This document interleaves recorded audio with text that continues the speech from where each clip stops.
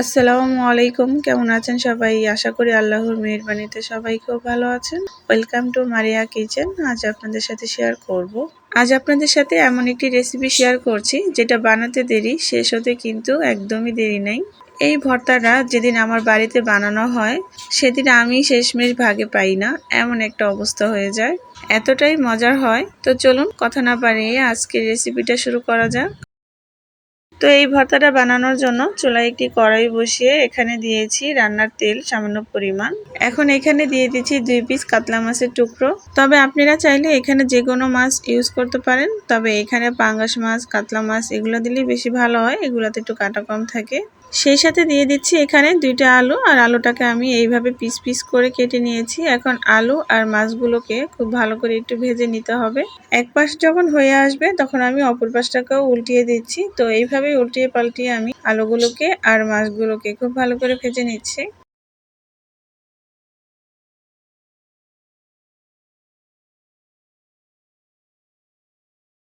এই তো বেশ কিছুক্ষণ আমি ভেজে নিয়েছি। এখন চুলা থেকে আমি এটা নামিয়ে নেব।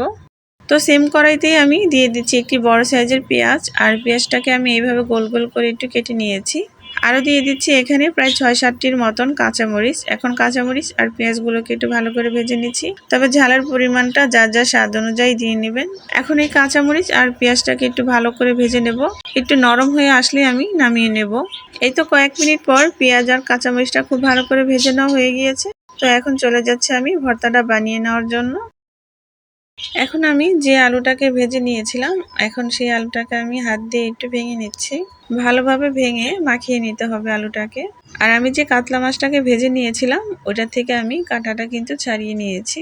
তো মাছ আর আলু খুব ভালো করে একটু মেখে নেওয়া হয়ে গেলে তারপরে আমি এখানে দিয়ে দিচ্ছি কাঁচামরিচ।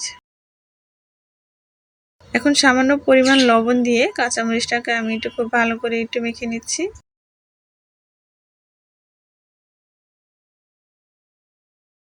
এখন আমি পেঁয়াজ আর ধনেপাতা সবকিছু একটু খুব ভালো করে একসাথে নিয়ে তারপরে মেখে নেব।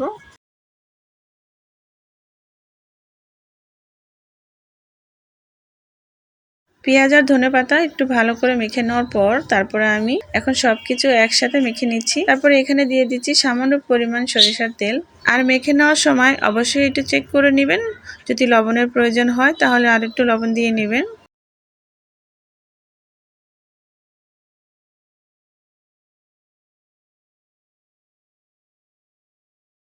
এই তো আমার ভর্তাটা কিন্তু বানিয়ে নেওয়া হয়ে গিয়েছে। তো চলুন পরিবেশনে যাওয়া যাক।